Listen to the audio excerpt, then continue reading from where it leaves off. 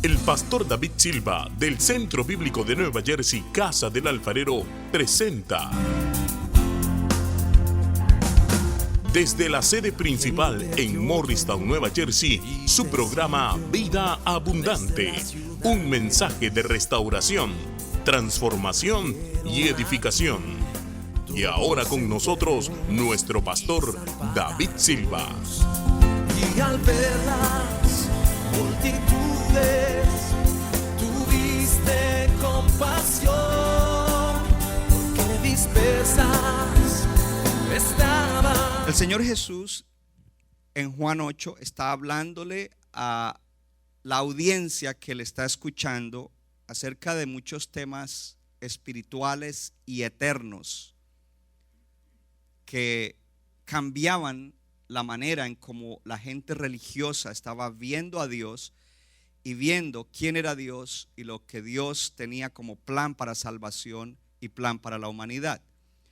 Cuando Jesús está hablándole a esa audiencia, no es fácil, porque es una audiencia que creen que conocen a Dios, que creen que conocen la palabra de Dios, es decir, la voluntad de Dios, los propósitos de Dios, los principios de Dios, pero que en realidad no es así, porque aunque ellos participaban de las reuniones que ellos tenían, como la nuestra aquí, pero a la manera de ellos, aunque participaban de lectura y enseñanza de la palabra, aunque oraban 3 veces al día, aunque leían continuamente la Biblia, aunque se sabían de memoria por lo menos los 5 primeros libros de lo que había escrito hasta ese momento, era gente que su corazón no estaba cerca a Dios, y al no estar cerca a Dios, ellos necesitaban de verdad un encuentro con el Señor, y para eso vino Jesucristo. Jesucristo vino para entonces que ellos se acercaran, pero también vino para alcanzar a nosotros, los gentiles, que era la misión que le había dado a ellos, pero ellos por estar ciegos no la estaban cumpliendo. Y ahora el Señor venía a cumplir su plan de salvación. Y dice en el versículo 30 que hablando Él estas cosas, ¿cuántos creyeron? Muchos creyeron en Él. Dijo entonces a los judíos que habían creído en Él: si ustedes permanecen en mi palabra, serán verdaderamente mis discípulos y conocerán la verdad, y la verdad los hará libres. Tenga en cuenta eso. Es una palabra importante para lo que vamos a hablar. Luego ellos le responden y le dicen que ellos nunca han sido esclavos, etc. En el versículo 34 Jesús les dice: de cierto les digo que todo el que hace pecado es esclavo del pecado. Todo el que practica el pecado es esclavo del pecado. Entonces está diciendo: ustedes dicen que no son esclavos de nadie. Probablemente les hubiera podido decir: bueno, el que no comete ni un solo pecado, tíreme la primera piedra. Y no hubiera habido nadie, porque todos fallan y todos fallamos. Y lo que les está diciendo: hay en ustedes algunas situaciones interiores que los hacen estar esclavos de ciertos pecados, que los hacen estar atados, esclavos y oprimidos. Y el versículo 36 dice: así que si el Hijo los libertare, serán verdaderamente libres. Así que si el Hijo los libertare, serán verdaderamente libres.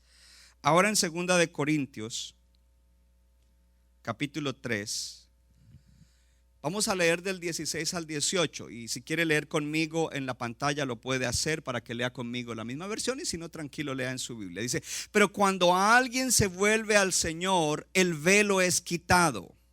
Cuando alguien se convierte al Señor, diga conmigo, el velo es quitado. Diga conmigo, hay ceguera espiritual. Y ojo, míreme acá, porque Pablo está hablando precisamente de la misma clase de personas a las cuales Jesús les predicaba, que era gente que creían que conocían al Señor por conocer la ley de Moisés y por practicar una tradición religiosa, pero que tenían un velo. Lo cual también se aplica a nosotros, porque ¿cuántos de ustedes antes de verdad conocer a Cristo decían: yo conozco a Dios, yo creo en Dios? Todos lo decíamos, pero había un velo que no nos dejaba ver bien. Y me gusta que en la Reina Valera dice: cuando se conviertan al Señor, el velo que no nos deja, que nos hacía estar ciegos espiritualmente, nos es quitado. Ahora bien, el Señor es el Espíritu. ¿Cuántos saben que Padre, Hijo y Espíritu Santo es un solo Dios? Y dice, el Señor es el Espíritu, y donde está el Espíritu del Señor, ahí hay libertad. Eso es una buena noticia para aquellos que somos salvos.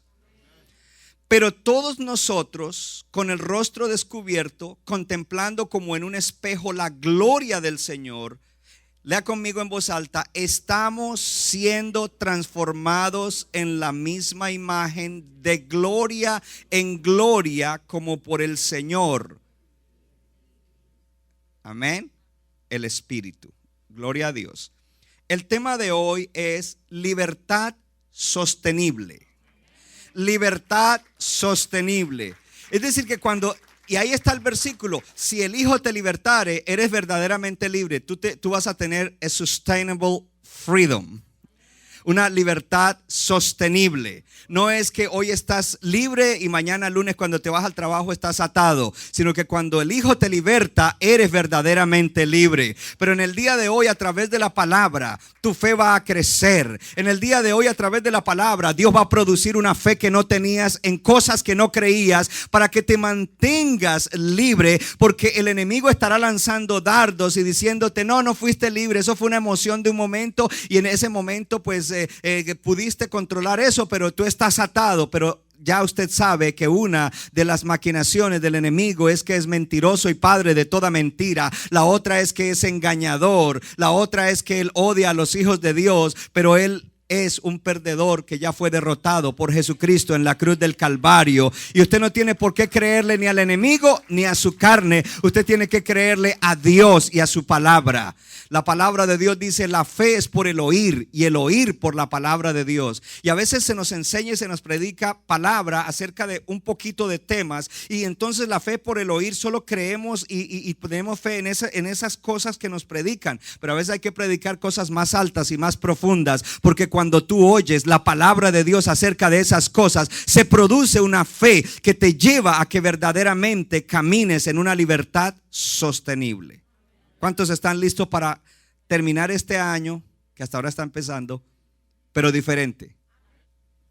Lo primero que quiero decirle en el día de hoy es cómo es que opera. Ya lo hemos visto, pero hoy quiero ya encajarlo. ¿Okay? Míreme acá, no se distraiga. Y el que está en casa no se distraiga. Porque si hay algo que el enemigo quiere es que usted se distraiga y se pierda lo que el Señor está hablando a través de su palabra. Porque es una palabra libertadora. ¿Es una palabra qué? Libertadora.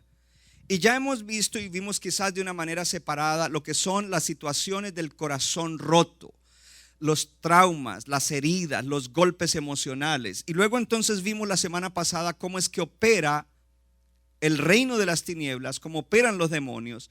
Pero hoy quiero mostrarle que eso no funciona aisladamente. Y para mostrarle eso, yo quiero leerle una escritura, primera de Juan 2:15 al 17. Porque es una advertencia que hace el Señor. Y las advertencias son buenas. Diga conmigo, las advertencias son buenas. A veces una advertencia es mejor que una promesa. A ver, se lo voy a dar más despacio. A veces una advertencia es mejor que una promesa. Porque la advertencia te avisa que hay un peligro y que si sigues por ahí te vas a ir al abismo. Entonces en ese caso la advertencia es mejor que la promesa. Entonces vienen cosas importantes. Y mire lo que dice en primera de Juan 2:15. No amen al mundo, ni las cosas que están en el mundo. Si alguno ama al mundo, el amor del Padre no está en él. Porque todo lo que hay en el mundo, comienza a describir los deseos de la carne, los deseos de los ojos y la vanagloria de la vida, no provienen del Padre, sino del mundo. El mundo pasa y sus deseos, pero el que hace la voluntad de Dios permanece para siempre. El que hace la voluntad de Dios, ¿cuánto permanece? Permanece para siempre. La advertencia es que nosotros no debemos amar al mundo. Hey, no ames al mundo. Cuidado. Y qué maravilloso que dice, nos explica.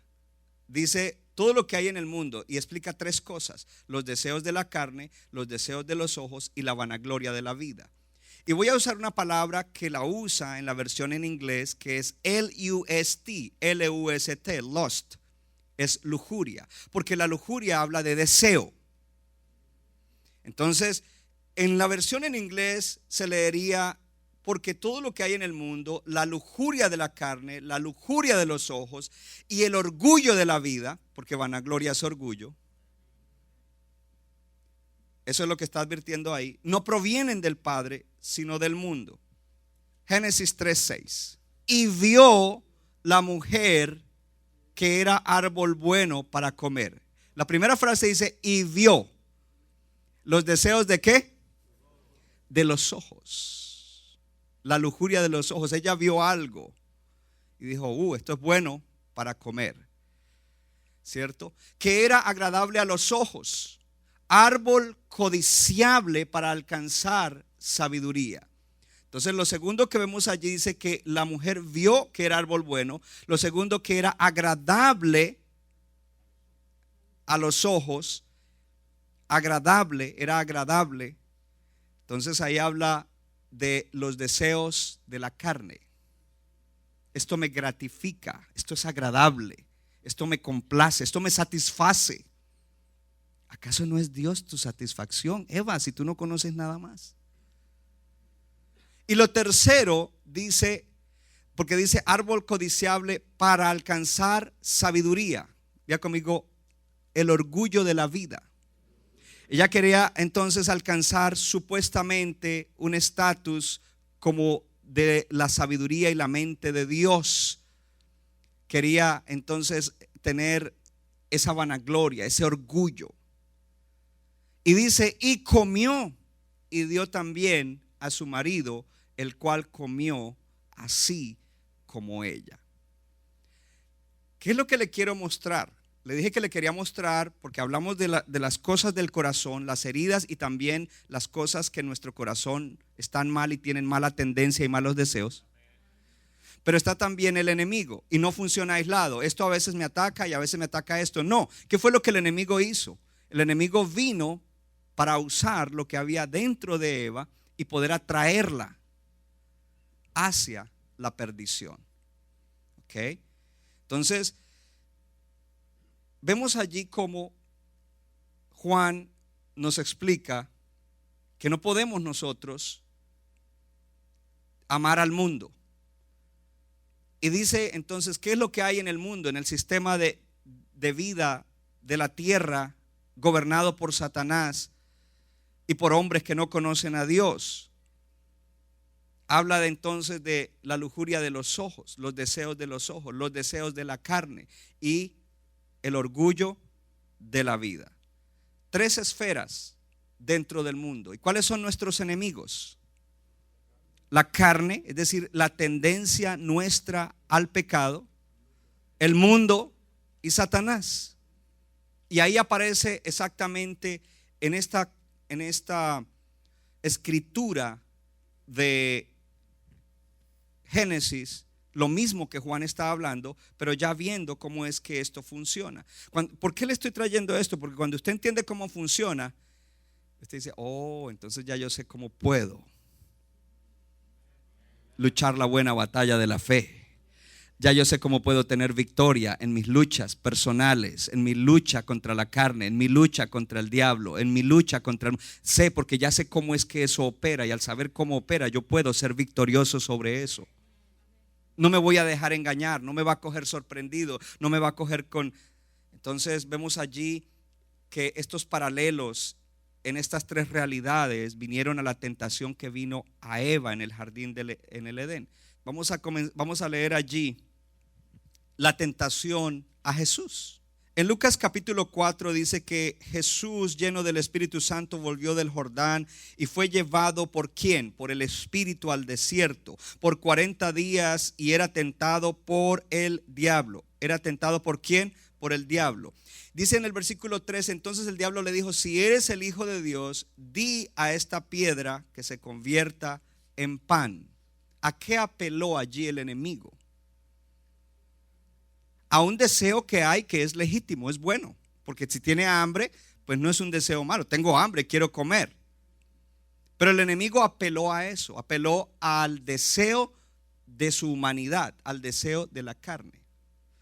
El segundo, entonces ya saben que Jesús le respondió: escrito está. ¿Qué respondió Jesús? Jesús no dijo, lo reprendo en el nombre de Jehová. No. ¿Qué dijo Jesús? Ey, diablo mentiroso y engañador, a mí no me vas a meter tu mentira y a mí no me vas a engañar, porque escrito está. La palabra de Dios, la palabra dada por Dios, la palabra que salió del corazón de Dios, dice que no solo de pan vivirá el hombre, sino de toda palabra que sale de la boca de Dios. Entonces, primero, esa tentación. Dice luego que lo llevó a un monte alto, versículo 5, y le mostró todos los reinos de la tierra. Le mostró, si le mostró, él vio los deseos de los ojos.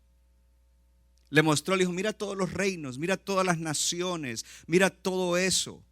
Yo te lo puedo entregar si postrado me adorares. Yo te voy a entregar todo esto si postrado me adorares. Claro, desde que Eva pecó, Adán y Eva pecaron, le entregaron el gobierno del mundo. ¿A quién? Al diablo. Jesús no le dijo, hey, tú eres mentiroso, tú no me puedes entregar nada, porque no le dijo eso. Eso no fue lo que él le dijo. Le dijo, hey, escrito está, solamente hay un Dios, el Dios verdadero a quien hay que adorar. Yo no me voy a postrar delante de usted. Aunque todo eso se ve bonito y me lo podías dar, y yo podía recibirlo, porque de todas maneras va a ser mío, sin ir a la cruz. Un momento, esa no es la manera. Mire cómo el enemigo apela entonces a los deseos de los ojos. Apeló a los deseos del cuerpo, de la carne, ahora apela a los deseos de los ojos. Y luego le dice, súbete al pináculo, la parte más alta del templo, y tírate, Jesús. Si eres el Hijo de Dios, súbete a lo más alto del templo, tírate. Y entonces ahora el diablo le viene a parafrasear la Biblia a Jesús, porque el diablo conoce la Biblia. El diablo conoce la palabra de Dios, porque la Biblia es la palabra de Dios. Y cuando quiere engañar a alguien con la Biblia, también lo puede engañar con la Biblia. Por eso es que hay que conocer la palabra de Dios. Por eso es que hay que venir y sentarse a recibir la palabra de Dios correctamente. Le dijo, porque escrito está, y comienza a citarle el salmo y le dice, escrito está que él enviará a sus ángeles que te recogerán y no dejarán que tu pie tropiece sobre piedra. Y el Señor le dice, un momento, esa es una mala interpretación de la palabra de Dios, porque escrito está, no tentarás al Señor tu Dios.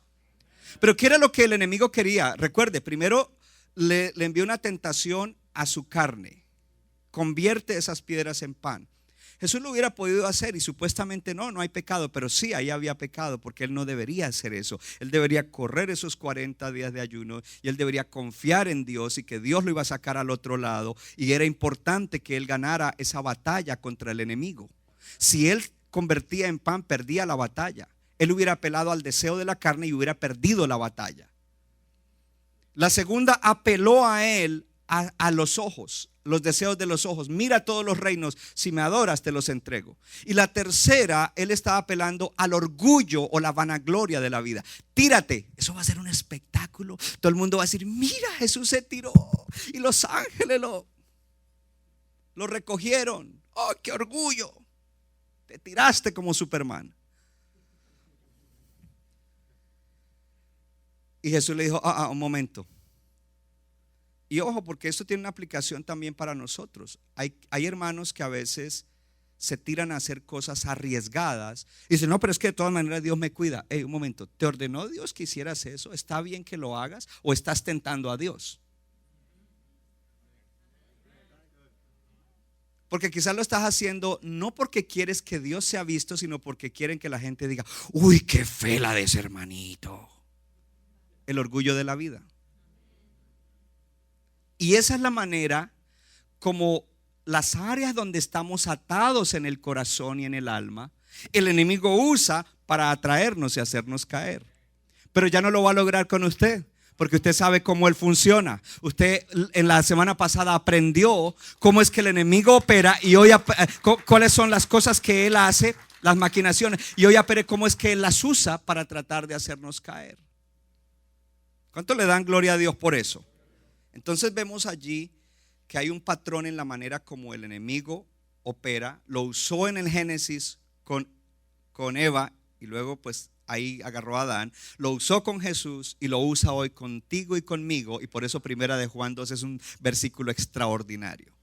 Porque hay ciertos deseos en nuestra naturaleza. Porque ahí habla de los deseos de la carne y los deseos de los ojos. Los deseos de los ojos, los deseos de la carne. Somos seres que hemos sido diseñados para tener ciertos deseos.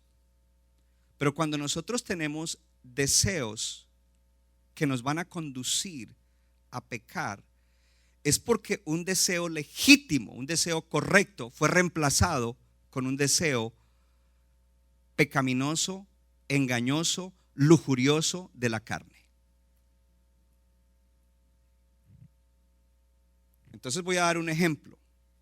Y me gusta este ejemplo que voy a dar. Y usted lo puede usar en muchas cosas. Y esa es la manera como usted va a tener libertad sostenible. A ver, yo estoy seguro que si usted toma este mensaje, usted va a tener una libertad sostenible. Pienso yo que el pecado más rampante que existe hoy en la faz de la tierra es el pecado sexual. La sensualidad es lo más fuerte que hay y que lleva a la perdición a la gente. Y entre más avanzan los tiempos, la perversión sexual ha crecido más y más. Y ahora hay todo tipo de pecado sexual. Cuando Dios diseñó el sexo y el deseo sexual para el contexto del matrimonio, para que sea llevado a cabo dentro del matrimonio de un hombre y una mujer que se han unido delante de Dios en un pacto. Entonces, cuando un ser humano, una persona, vamos a hablar de un creyente porque hay creyentes atados en esa área, tiene un deseo y ese deseo entonces lo lleva, tiene ese deseo sexual y ese deseo lo lleva a que se meta en pornografía para saciar ese deseo y cae allí, se mete y es esclavizado de eso, pues entonces allí tiene que entender que un deseo que en un sentido y en la manera original en que Dios lo diseñó era algo bueno, ahora se convirtió en algo muy malo que lo llevó a estar atado, esclavo y hasta demonizado. Porque es la manera como el enemigo opera. Con Jesús debe tener hambre porque son 40 días ayunando, ya lleva días ahí sin comer nada. Entonces yo voy a apelar y voy a torcer el deseo legítimo de comida por el deseo de que él convierta una roca en pan y se lo coma y allí lo derroto. Porque si él lo hace, él pecó, porque en ese momento él desconfió de Dios y lo que no es de fe es pecado. Porque él no está supuesto a hacer eso, él va a pecar en eso, él va a fallar en eso. Entonces le dañó, ¿sí me entiende? Le trató de, en la manera como lo tienta, lo que hace es distorsionar el deseo. Volvemos al ejemplo de la pureza sexual. Aquella persona que se mete, y digo persona porque ahora hombres y mujeres se meten a la pornografía. Antes solamente era dándole palo a los hombres, y es verdad, pero ahora hay hasta mujeres metidas en pornografía y adictas a eso. Gracias por el entusiasmo de aprender y de ser libres, gloria a Dios. Tranquilos, sí, tranquilos. Yo sé que algunos están como, it's okay, Dios te va a liberar. Te está liberando en este momento, en el nombre de Jesús lo creo. Entonces, ¿qué pasa? Esa persona quiere saciar ese deseo de esa manera. Y resulta que cae en ese patrón y comienza a llevar una vida licenciosa, una vida pervertida en el área sexual, ¿cierto? Cuando en realidad, y esa persona no se siente bien o piensa que no se va a sentir bien si no hace esas cosas.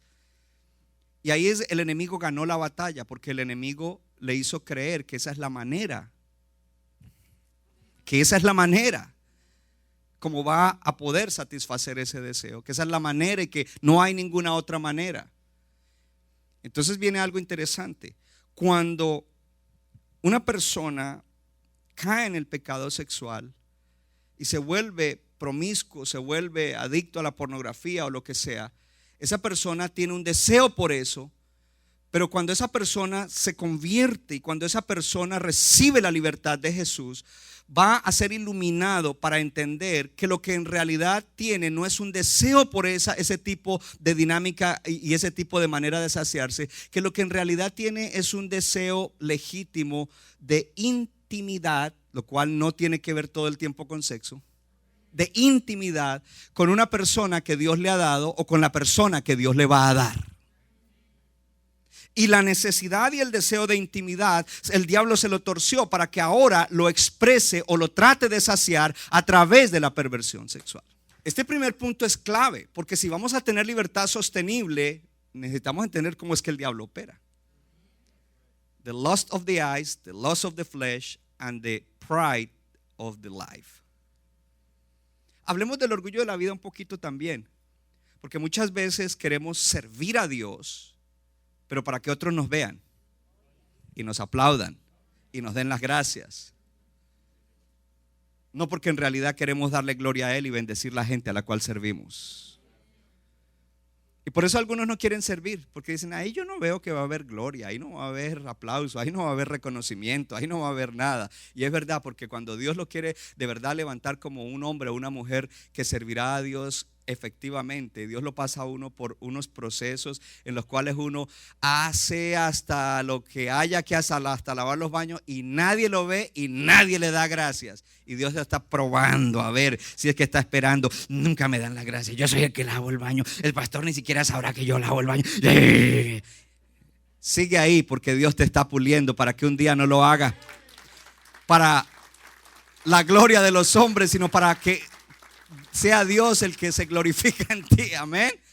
Entonces voy al segundo punto. Quizás tengo que saltar más. Iba a hablar más de los deseos, pero ese sería solo un mensaje, porque en realidad ser libre no es hacer lo que yo deseo, porque si lo que yo deseo es para satisfacer la carne de manera pecaminosa, entonces no soy libre. Y en este país dicen, tú eres libre, y por eso la gente viene a América. Bueno, yo allá sí podría hacer esto y hacer lo otro, aquí no lo puedo hacer porque mi familia es muy conservadora. Allá yo me voy, allá yo me desgarito haciendo todo y soy libre porque ese país es libre. Mentiras, el enemigo los tiene engañados. Porque en realidad libertad es tener los deseos correctos, los deseos del Espíritu Santo. Y no solamente tenerlos, es tener el poder para realizarlos y la oportunidad y luego hacerlos. Eso es libertad. Se lo voy a explicar de esta manera. El Señor Jesús dijo, ustedes tienen que amar. Amen a Dios con todo su ser. Ámense bien y amen a los demás. Amen a sus enemigos. Y todos leemos y sí, aleluya, y amar al enemigo. Y tan pronto se levanta alguien como enemigo tuyo, comienzas a, ¿por qué yo ahora voy a la iglesia? ¿Y por qué esa persona es mi enemigo? ¿Y por qué me ataca? Porque Dios dentro de ti se supone que ha puesto el deseo de amar a tus enemigos, ha puesto la capacidad de amar a tus enemigos, y ahora te da la oportunidad de que ames a un enemigo. Porque si no, ¿para qué va a poner ese mandamiento ahí? No lo hubiera puesto porque los cristianos nunca vamos a tener enemigos. Mentiras. Nosotros siempre queremos autojustificarnos. Y al querer autojustificarnos, cuando estamos mal en un área y se nos saca la luz, nos molesta. No nos gusta que nos digan la verdad. Y lo que predicó hoy el pastor, ¿será que alguien le dijo acerca de mí? No, nadie me ha dicho nada. Es más, quizás ni te conozco. Sorry. Pero es el Espíritu Santo que te está hablando. O quizás te conozco, pero no sé tu situación íntima, privada, interna, interior. Pero Dios te está hablando. Dios te ama tal, pero tú sales molesto porque Un avivamiento en Canadá. 2 hermanos gemelos. Dios los usó tremendo. Y es un avivamiento de ciudad en ciudad. Las iglesias eran prendidas en fuego. ¿Y sabe cuál era el mensaje de ellos? El mensaje de ellos comenzaban a predicar y a orar, porque los avivamientos comienzan con quebrantamiento, arrepentimiento, lucha contra el pecado, purificación. No que la logremos nosotros por nuestra propia fuerza, sino que cuando alguien se humilla, Dios hace que todo lo que ha provisto en la cruz del Calvario obre para la purificación y la santificación. Nadie puede santificarse por sí mismo, porque nadie tiene la capacidad, ni yo ni nadie, para poder santificarse, pero Dios provee todo cuando hay alguien que se humilla. Y ellos comenzaban a predicar. ¿Y sabe cuál era el llamado de ellos? Decían: ¿a qué le está apuntando el dedo de Dios esta noche en tu corazón? Ese era el llamado. Predicaban sobre el pecado y decía: ¿a qué le apuntó el dedo de Dios hoy? Yo digo: wow, si yo hago un llamado así, se desocupa la iglesia. No, pero cuando hay avivamiento no se desocupa, porque el Espíritu Santo está tocando a la gente, gloria a Dios. Y la gente, en vez de irse, se humillan delante de Dios y reciben libertad. Entonces tenemos la tendencia a autojustificarnos. Y a veces uno conoce personas que cuando uno mismo les tiene que decir: mira, tú estás mal en eso, se les transforma la cara y no quieren aceptarlo. O cuando se les confronta acerca de algo que hicieron mal: mira, tú hiciste mal eso, y es como que ya no quieren estar ahí y se vuelven verdes, porque queremos autojustificarnos. Y eso era lo que estaban haciendo la audiencia de Jesús en Juan 8. What are you talking about, Jesus? Nosotros no hemos sido esclavos de nadie.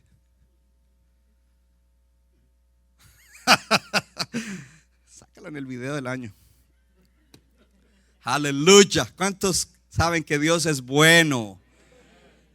Y Dios no le apunta a esas cosas en tu vida para condenarte, sino para salvarte. Hubo algunos que no lo recibieron. Dios no le apunta con su dedo a esas cosas que estás mal para condenarte, sino para salvarte. Porque Él no dio en vano a su Hijo Jesucristo para que pagara por esas cosas a las cuales le está apuntando y de las cuales te quiere sanar y libertar. Entonces tenemos la tendencia a autojustificarnos. Y Jesús les dijo algo, les había dicho algo antes de que se autojustificaran. Les había dicho, versículo 31, dice que a los judíos que habían creído de Él les dijo: si ustedes quieren ser realmente mis discípulos. Entonces ahí entra algo clave. Mire lo que dice: si ustedes permanecen en mi palabra, serán verdaderamente mis discípulos. Míreme acá. Ese versículo pone 3 categorías de discípulos del Señor. O sea, o 3 categorías de personas. Alguien diría: no, son 2, los que somos discípulos y los que no son discípulos del Señor. Levante la mano de los cristianos. Diga: yo soy un discípulo del Señor Jesús, porque todos somos discípulos del Señor. Si creímos en Él y si recibimos salvación, nos convertimos en sus discípulos. Pero cuando Jesús habla esto, Él no está diciendo: solamente hay 2 clases de gente, los que son mis discípulos y los que no son mis discípulos. No, Él está diciendo: hay 3 clases de personas: los que son mis discípulos, los que dicen que son mis discípulos, pero están engañados, pero verdaderamente no lo son, y los que no son realmente mis discípulos. Y por lo general, la segunda categoría, los que creen que son discípulos, pero no lo son verdaderamente, están dentro de la iglesia. Y Dios los ama. Y Dios quiere hacerte verdaderamente libre. Dios quiere que te conviertas en un verdadero discípulo del Señor. No que tú sigues al Señor por 3 meses en el invierno y al final de la primavera lo dejas de seguir y vuelves en octubre y lo vuelves a seguir y luego en Christmas te desapareces y luego en enero endeudado dices: yo quiero seguir al Señor. No. Un verdadero discípulo sigue al Señor todo el tiempo. En enero, en febrero, en marzo, en abril, en mayo, en junio, en julio, en agosto, en septiembre, en octubre, en noviembre, en diciembre. Cuando todo va bien y cuando todo no va bien. Cuando todo va mal y cuando todo va peor. Cuando todo va excelente, ahí seguimos siguiendo al Señor, un día a la vez, gloria al Señor. Cuando hay lucha y cuando no hay lucha. Cuando hay lucha y cuando hay victoria. Cuando hay lucha y cuando todavía no tenemos la victoria, nos mantenemos siguiendo al Señor. Ese es el verdadero discípulo. Pero lo que Él dijo es, versículo 32, dice: y conocerán, vuélveme al 31. Dice, si ustedes permanecen en mi palabra, serán verdaderamente mis discípulos. Y el 32 dice, y conocerán la verdad y la verdad los hará libres. El que cree que es discípulo verdadero y no lo es, no es libre. Pero el que es verdadero discípulo, ese es libre. Y no que no tenga algunas cosas con que bregar, pero él está caminando en libertad continua y sostenible. Ahora, la clave de Jesús es esta. Tú quieres ser mi verdadero discípulo, eso se va a notar en que tú permaneces en mi palabra. Si tú permaneces en mi palabra, serás verdaderamente mi discípulo. Tienes una comunión y relación consistente con la palabra. ¿Qué es consistente? Todos los días. Así como desayuno, almuerzo y comida, así todos los días debo tener comunión con la palabra de Dios. Debo tomar porciones de la palabra y tener comunión con Dios en la palabra, comunión con la palabra, comunión con Dios, consistente todos los días. Levante la mano todo el que come todos los días. De igual manera, esto es más importante que la comida. Y Jesús dijo, no solo de tortilla o de arepa o de donut o de pan italiano vivirá el hombre, sino de toda palabra, ni de alcapurria,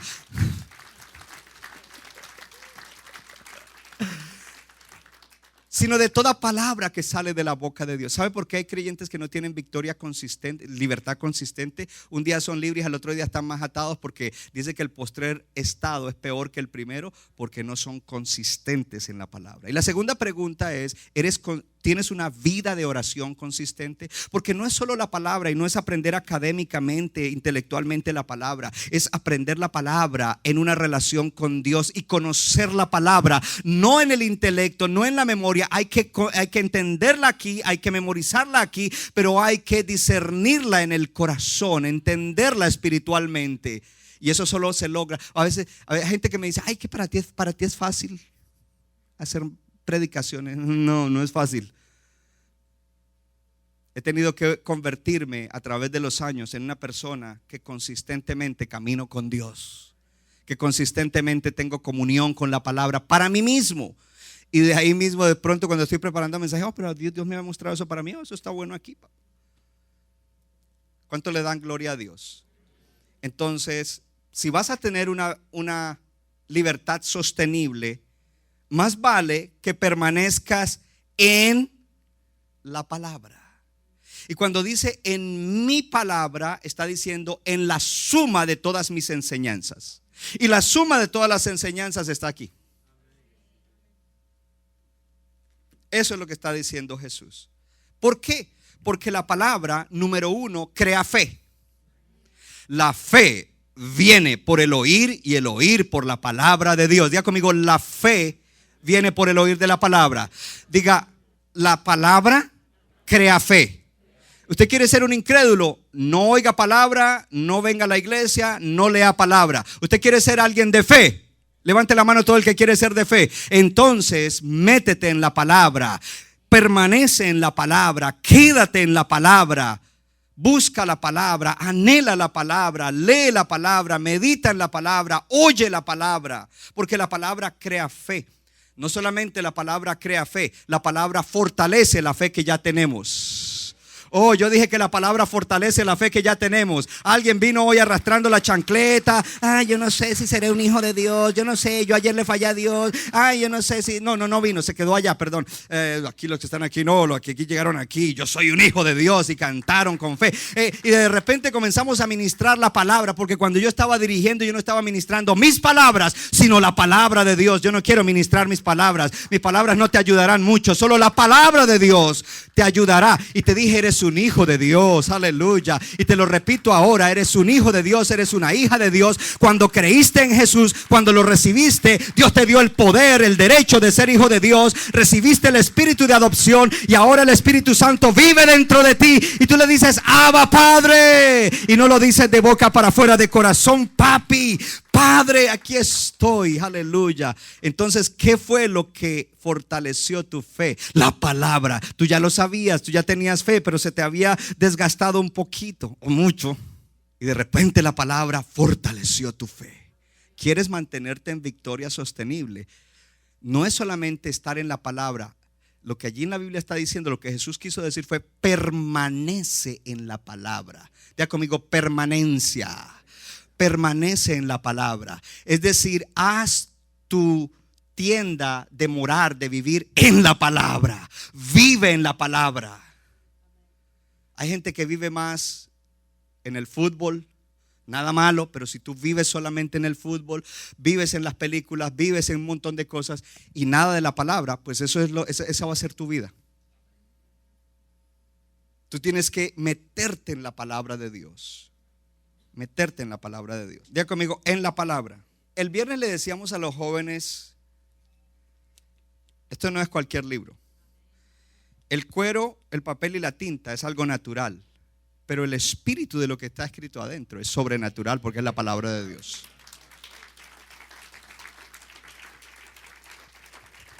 Y una de las cosas que les dije a los jóvenes el día viernes: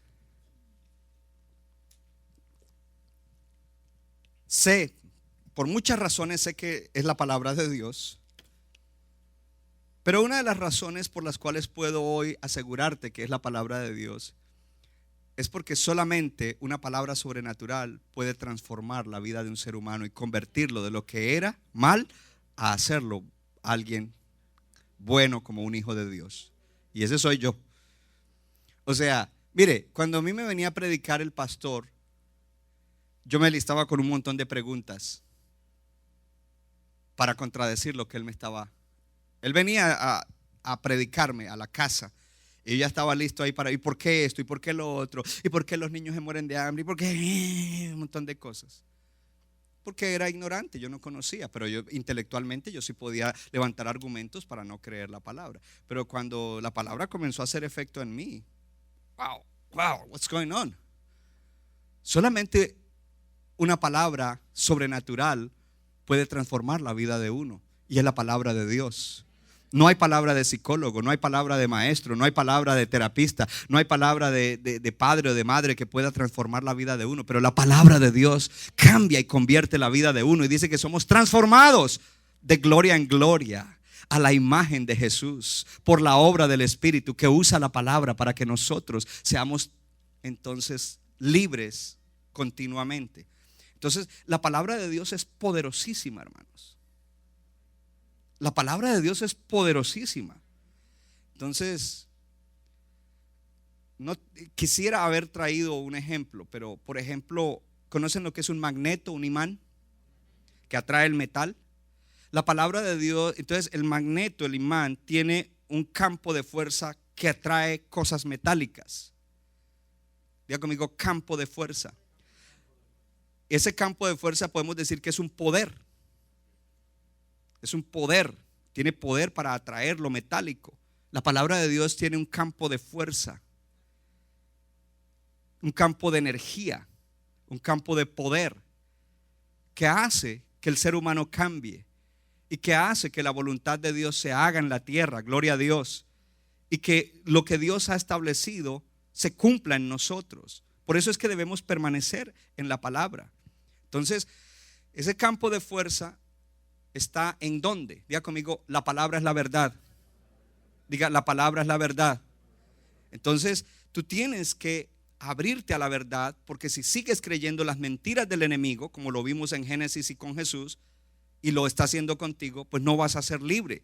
Tienes que anclarte en la fuerza de la verdad. Y cuando tú oyes la palabra de Dios, esa fuerza te persuade de que esa es la verdad. Hay algo que sucede dentro de ti que te traspasa el corazón. Yo no sé si a usted le pasa, a mí me pasa. A veces estoy leyendo algo o oigo un predicador y wow, eso como que como cuando una hermana está embarazada y le salta al bebé así. Segundo, la palabra de Dios es bella. ¿Bella en qué sentido? Diga conmigo, bella. La palabra de Dios es bella, y no estamos hablando en el sentido de composición y eso, aunque lo es. La mejor literatura y la mejor poesía está en la Biblia. Pero hablamos de una belleza espiritual de la palabra. La belleza espiritual que muestra quién es Dios. La belleza espiritual que muestra la verdadera vida espiritual y moral. La belleza espiritual que muestra el amor de Dios para salvación. Hay belleza en la palabra de Dios. La palabra de Dios no solamente tiene un campo de fuerza, de belleza, pero tiene un campo de valor supremo. Diga conmigo, valor supremo. Diga, valor supremo. La palabra de Dios es preciosa. El salmista decía, yo prefiero la palabra de Dios que el oro y la plata. Es mucho más preciosa, es mucho más preciosa. Y Jesús dice, permanezcan en esto. Y entonces viene, la palabra de Dios tiene un valor supremo. Y ese valor supremo nos atrae a nosotros para que la atesoremos. Si yo le dijera, mira, ahí en tal lugar hay un tesoro, ve, solo tú sabes, tú corres, eso te atrae. Gracias, hermana, gloria a Dios que usted me ayudó ahí con ese amén. Aleluya. La palabra, hermano, tú vienes acá y oyes la palabra y tú sales diferente. Tu vida es diferente, tu mente es diferente, tus emociones diferentes, tu dinámica en las relaciones es diferente. Gloria a Dios. La palabra de Dios entonces tiene un campo de fuerza. Dentro de ese campo de fuerza tiene poder y gracia. Es poderosa. Declaramos la palabra de Dios sobre algo y wow, ahí rompe, liberta, salva, establece cosas. Pero la palabra de Dios no solo tiene poder, tiene gracia. Diga conmigo, gracia. Es decir, que lleva favor de Dios. No merezco eso, pero la palabra lleva el favor de Dios. El pastor dijo que yo debería vivir mejor en esta área. Yo no puedo. That's right, brother, no puedes. Pero la palabra tiene poder para que puedas. Gloria a Dios. La palabra de Dios tiene un poder. En ese campo de fuerza es sustento para el alma.